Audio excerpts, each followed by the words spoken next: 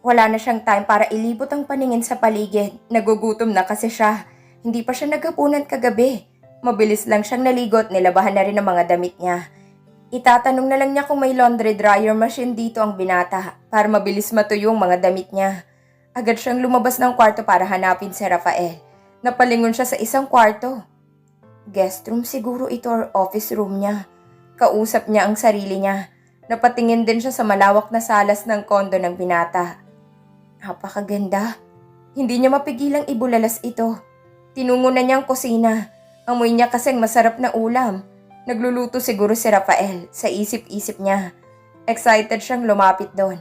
Pagkarating niya sa bukana ng pintuan ng kusina, kitang-kita niyang binata na busy sa pagluluto. Naka-boxer short lang ito, walang damit pang itaas at nakasuot lang siya ng apron. Nakanganga siyang nakatitig sa likuran nito, particular sa pang-upo nito. Mas maumbok pa yata ang pang-upo nito kaysa sa kanya. Sa loob-loob niya, napakagat siya ng labi. Ang nice niya magluto. Sarap sigurong hawakan at yakapin nito na nakahubad. Napasinghap siya ng manghina sa naiisip niya. Nagiging manyak ka na. Sita niya sa sarili niya. Pinamulahan na rin siya ng muka. Agad din niyang naalala yung dream niya tungkol sa kanila ng binata. Napapamura na lang siya sa isip niya. Pakiramdam niya sobrang pula na ng buong muka niya. Abot na sa 1,000 degrees Celsius na yata ang init sa muka niya. Napaigtad siya nang marinig niyang pagtikhim ng binata. Ni hindi niya napansing nakatingin na pala ito sa kanya. Napakagatlabi siya at napayuko na lang dahil sa kahihiyan. Good morning, love. Masayang bati nito sa kanya na may halong panunodyo. Shit, mura niya sa sarili na naman niya. Ilang minuto kaya akong nakatulala nang hindi ko malang nakitang nakatingin na siya sa akin. Iniangat niya ang ulo niya para tingnan ng binata para batiin din niya ito. Nagtama ang mga mata nila. Nakita niya itong nakangiti at parang nag-e-enjoy ito sa nakikita nitong itsura niya ngayon. Shucks, talaga nakakahiya. Sita niya sa sarili niya. Nakita niya itong papalapit sa kanya. Nagwawala ng puso niya sa lakas ng tibok nito na parang may earthquake sa loob at nayayanig ito. Ang kanyang mga bituka sa tiyan niya na parang nagkakabuhol-buhol na. Parang may tsunaming dumaan at nagkakagulo na ang mga lamang loob niya. Nakakabaliw. Napatingin siya bigla sa harapan ng binata. At saktong sa pagitan ng mga hita ng binata siya napatingin. Pinamulahan pa siya lalo. Kakainis talaga. Bakit kasi nakahubad to? At bakit inalis pa niyang suot niyang apron? Did he forcefully teasing me? Sa loob-loob niya, sobrang natataranta na siya. Hindi niya na din alam kung ano ang dapat na gawin. Natampan niya bigla ang noon niya sa kalandian ng isip niya. Nawindang siya sa mga lumabas sa isipan niya. Napapikit siya ng mariin. Pagkalapit ng binata, agad siya nitong niyakap. Why are you blushing, ha? Pinagnanasaan mo ba ako? Bulong nito at hinalik-halikan ng punong tenga niya na dahilan para magtayuan ng mga balahibo niya sa katawan. Bakit inubad mong apron mo? Are you teasing me, ha? Imbes mag-good morning ang sasabihin niya, ito naman ang lumabas sa sarili niyang bibig. Humalakhak ang binata sa sinabi ng kasintahan at mas lalo siya nitong niyakap ng mahigpit at halik na mariin sa noo niya. Ito talagang pinakapaborito niya sa lahat, yung hinahalikan siya sa noo. It means he really cared for her and he always loved her with all his heart.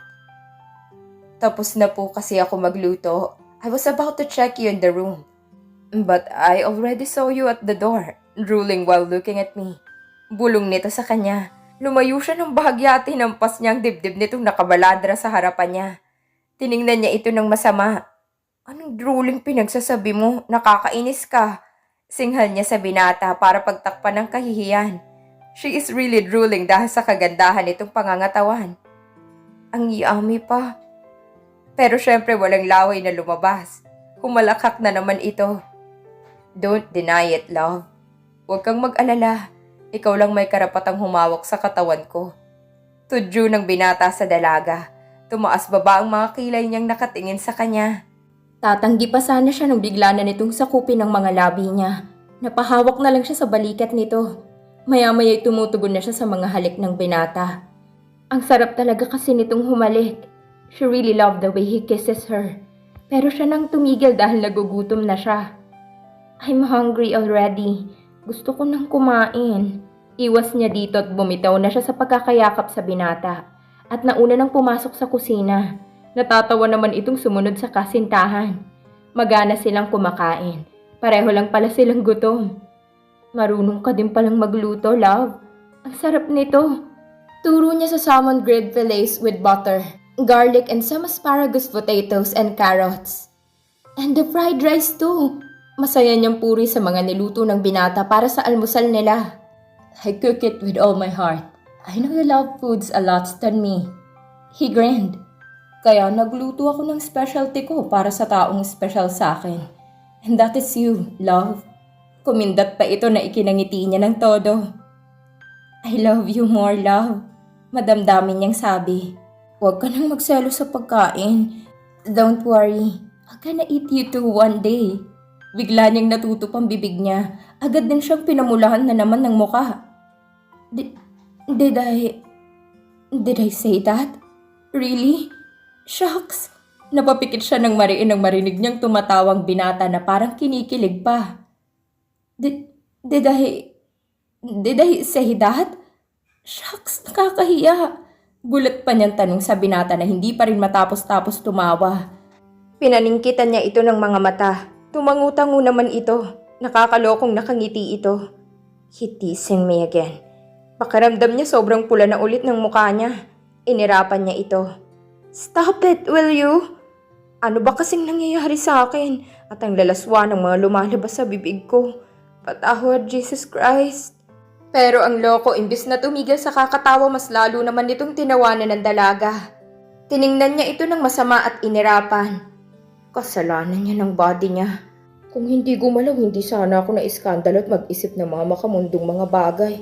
Pati sarili ko nakaramdam ng kakaibang init. Kakaibang pakiramdam na ngayon ko lang naramdaman. I'm sorry, love, but you're naughty today. Amused pa rin na nakangiti sa kanyang binata.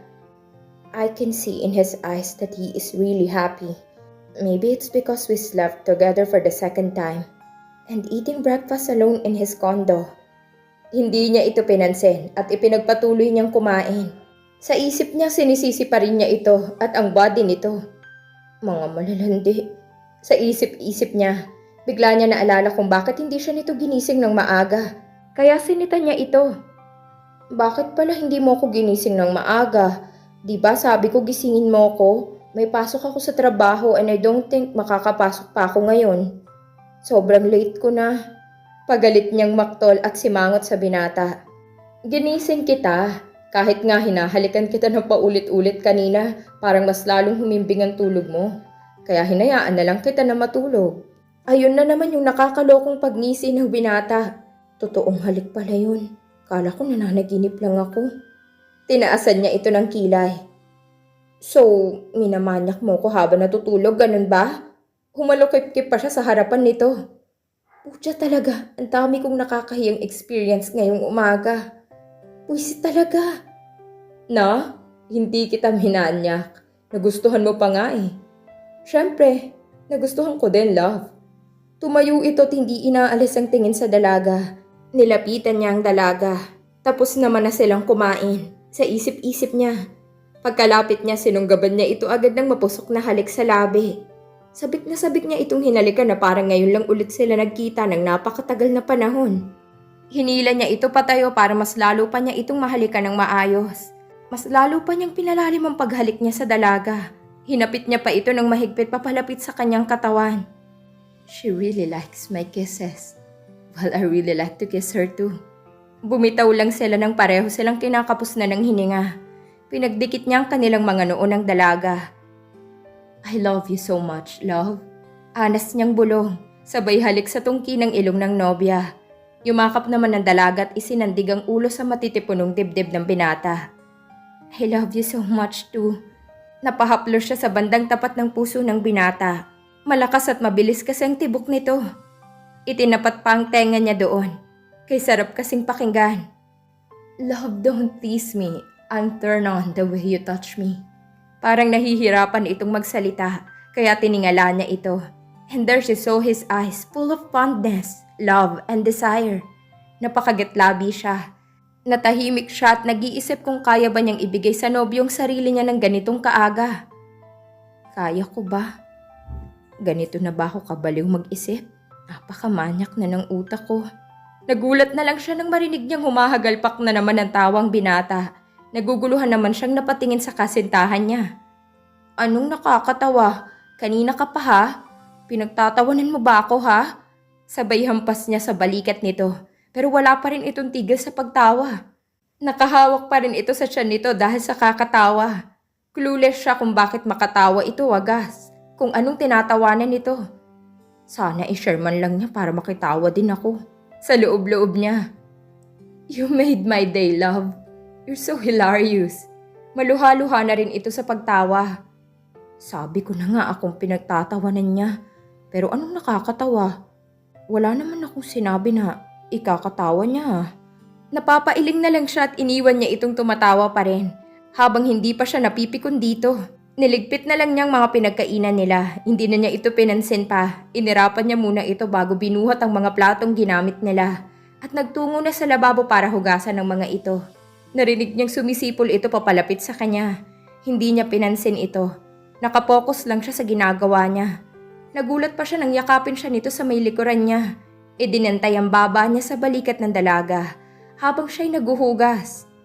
Umalis ka nga, nakita mong naguhugas ako, di ba?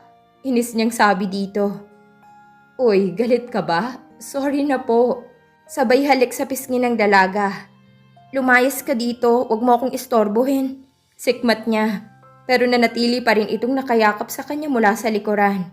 Pinagsalikop pa nito ang dalawang kamay sa bewang ng dalaga. Nakadantay pa rin ang baba nito sa balikat niya. Banayad na hinahalik-halikan ng balikat niya na natatakpan ang suot niyang malaking t-shirts ng binata. This shirt suits you well. Ang hot at nice mo, love. Nangaakit nitong bulong sa tenga niya. Napakagat siya ng labi. Inaakit na naman niya ako. Nakakapanindig balahibong ginagawa nito sa kanya. Patapos na siya nang bigla na naman siya nitong ipaharap sa kanya. Hinawakan nitong magkabilang pisngi niya. At maalab siyang hinalikan na naman sa mga labi.